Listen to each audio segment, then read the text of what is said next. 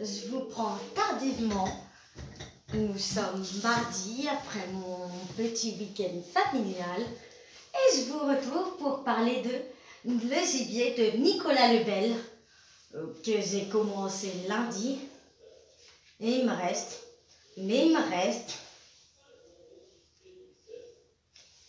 45 pages, sachant qu'il fait 450 pages. J'adore ce livre, je l'ai dévoré. C'était mon premier Nicolas Lebel. J'adore le duo de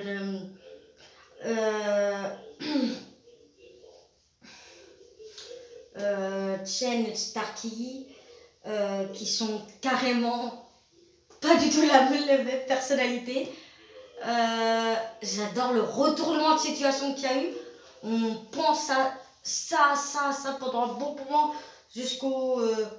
là, on est sur la 404 et on commence à comprendre qui est vraiment les suspects, qui est vraiment le gibier plutôt.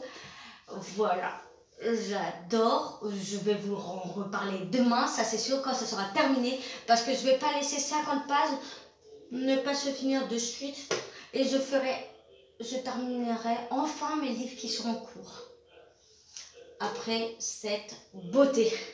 Voilà. Hello, nous sommes mardi et comme promis, je vous parle du gibier de Nicolas Lebel que j'ai fini hier soir. Et pourquoi faire ça, Nicolas Lebel? Pourquoi cette fin? C'est un livre, un page turner total. T'es à fond dedans. J'ai hâte de lire la capture. Attention, on a le duo du commissaire Paul Starkey et sa coéquipière Yvonne Chen, que tout oppose. Yvonne Chen est la personne la moins agréable au monde. Pas de sentiments, pas de cœur. Et t'as Paul Starkey qui est plutôt... qu'en ce moment tout va mal et qu'il est vraiment fleur de peau et un peu perdu. C'est vrai, c'est une trilogie si je ne me trompe pas. Peut-être qu'il y aura un quatrième tome, mais pour l'instant c'est une trilogie. Il faut savoir que il faut lire Le gibier en premier, parce que l'enquête ne se termine pas à la fin de ce tome. On comprend qu'est-ce qui s'est passé, mais Yvonne Chen va continuer à attraper le groupe, les trios de meurtriers, les Furies ou les MK. Ou... Vraiment, nous partons plutôt dans Paris, puis nous partons en Afrique du Sud avec des secrets de famille, mais de la vengeance. Et j'aime bien ce tome. Voilà, pour vous avoir dit ça, vraiment, le 22 avril, quand je verrai Nicolas Lebel, je vais foncer dedans. Je vais foncer dedans pour prendre la capture et disputer Nicolas Lebel. Parce que cette fin-là, non. Cette fin-là, je ne suis pas d'accord. Je vais continuer la Dacha comme j'ai pas pu la terminer la semaine dernière parce que je l'avais oublié dans la voiture. La Dacha où j'étais à 82 pages et que je compte finir avant cette semaine, avant ma LC qui commence samedi. Je vous en parlerai un peu plus quand je me mettrai dedans ce soir. Plutôt demain, à voir si ce soir je... Voilà, ça sera tout pour aujourd'hui, mais je vous prends très vite. J'espère que vous allez bien. On se retrouve vendredi, s'il vous plaît. Désolée, j'étais un peu ailleurs. J'ai terminé La Dacha de Agnès Martin-Dugan. C'était mon premier livre de cette autrice. J'ai énormément pleuré. Ah ouais, ce roman m'a fait énormément pleurer. je ne sais pas combien de fois, mais vraiment, ça se compte plus que les doigts de la main. J'ai eu l'impression d'avoir la chaleur sous ma peau, d'être à la Dacha, d'être dans le Luberon, d'entendre les cigales, le chant de les Provence, la nourriture provençale. J'avais l'impression d'être un peu partie en vacances chez la Dacha. J'avais l'impression d'être auprès d'eux.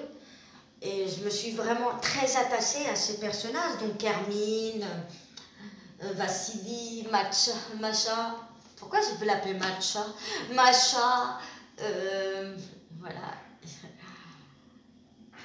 Je l'ai vraiment, tout le monde quoi, et j'ai vraiment adoré, j'ai pleuré, j'étais en colère, et puis Hermine, d'un côté, je trouve que j'ai aimé son personnage, peut-être parce que j'avais l'impression qu'on se ressemblait un petit peu, et c'est le fait de savoir que ça me rendait heureuse, que je me suis dit oui, t'as ta maison quoi, je me sentais heureuse pour Hermine, je me sentais heureuse pour tout le monde.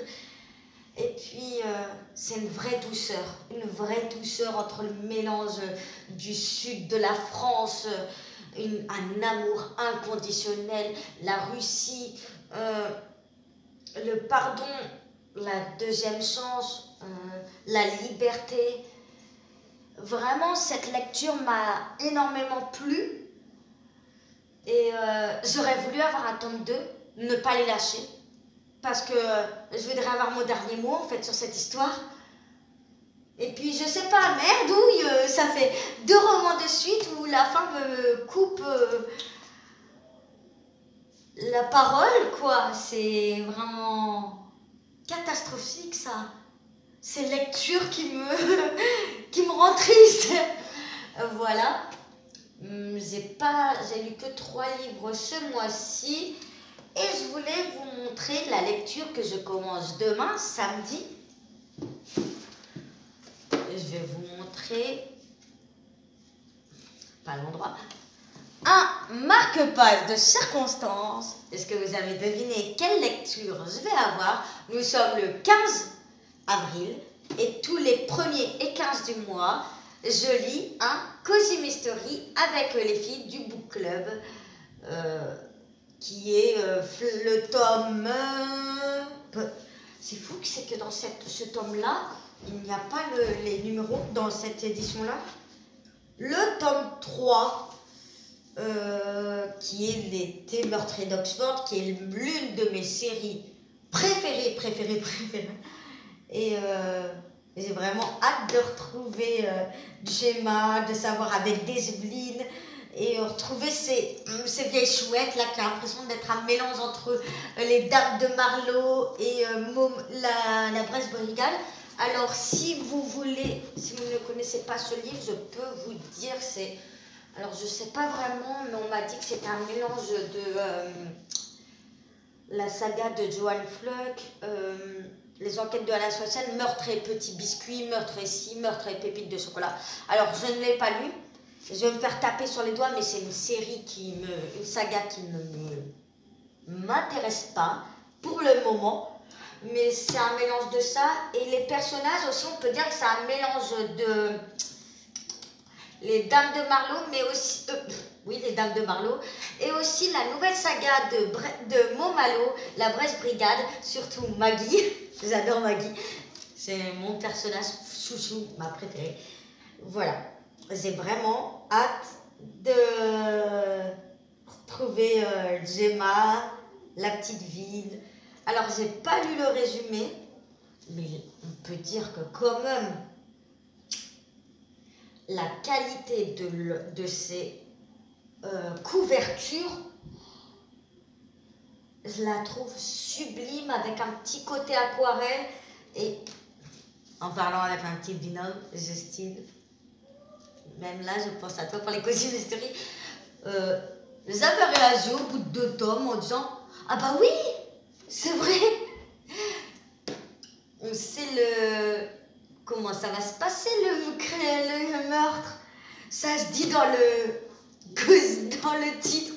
Oui, de temps à réagir, etc. Alors, là, je suis en punition d'acheter des Cozy Mystery avant lundi. Parce que avec ma binôme, nous allons se faire un cosy et on a misé sur les Cozy Mystery pour ma part.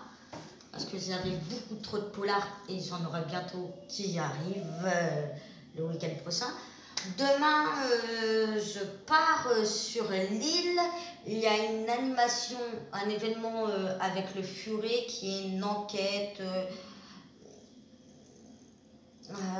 sur le livre Les Brumes de Caplan de Olivier Norek.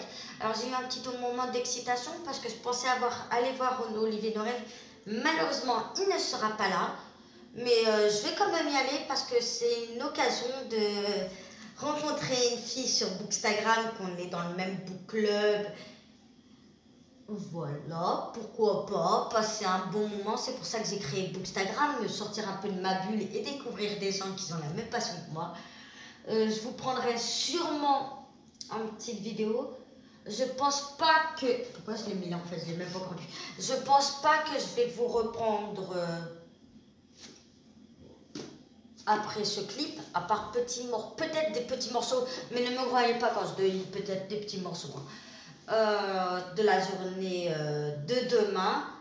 Et bah, je pense que je vais clôturer là pour les avis lecture parce que comme je fais avec les book clubs et nous sommes en découpage, donc je n'aurai pas fini mon livre avant dimanche, c'est sûr.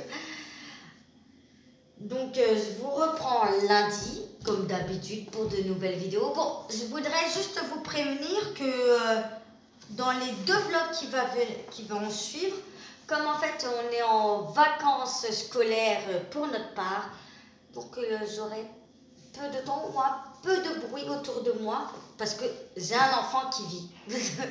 Voilà, tout simplement. Peut-être que mon rythme de lecture sera plus...